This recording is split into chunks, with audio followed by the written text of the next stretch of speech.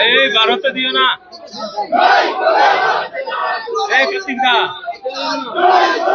আর যাবে না।